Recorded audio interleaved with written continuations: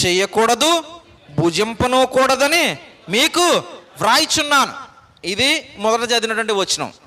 అంటే ఏం చేయమంటున్నాడు? వెలివేయి. ఎప్పుడు జరుగుద్దండి ఈ పని? జరుగుతుంది, కానీ ఎప్పుడు జరుగుతుంది? నా ప్రశ్న ఇది. ఎప్పుడు జరుగుతుందండి? ఇది దేవుడు చెప్పిన క్రమం కరెక్ట్గా జరగాలనంటే ఎప్పుడు జరుగుతుంది అనుకుంటున్నారు? స్థానికంగా ఒక్క సంఘం ఉన్నప్పుడు జరుగుతుంది. బాగా ఆలోచించండి. అంటే మీరు ఒకళ్ళే ఉండాలని చెప్తున్నారా అని నా ఉద్దేశం కాదు. నేను ఓవరాల్గా చెప్తున్నాను, సార్వత్రికంగా మాట్లాడుతున్నాను. నేను ఉత్తరకంచి ఒకటి నా దృష్టిలో లేదు, చాలా చిన్నది. సంఘంతో పోల్చి మాట్లాడుకుంటే ఉత్తరకంచి అనేది ప్రపంచం ఉంది దేవుని దృష్టిలో. ప్రపంచం ఉంది దేవుని దృష్టిలో. ఉత్తరకంచి ఒకటే కాదు ఉంటా.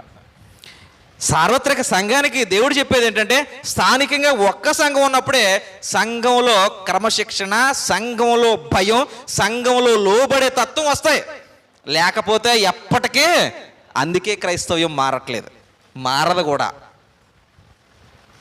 మనమైనా భయం బుద్ధి కలిగిన వారమై దీనికి లోబడి ఉండాలి. నాకు నేనే శిక్ష విధించుకునే విశ్వాసిగా ఉంటే, ఎందుకంటే పరిస్థితులు అలా ఉన్నాయి. మనం మంచివారమైతే నాకు నేనే శిక్ష విధించుకోవాలి. ఎందుకంటే చివరికి నా దేవుడు వచ్చి నన్ను పిండేసరికి నాలో మచ్చలేనే ప్రేమ దేవునికి కనిపించాలి.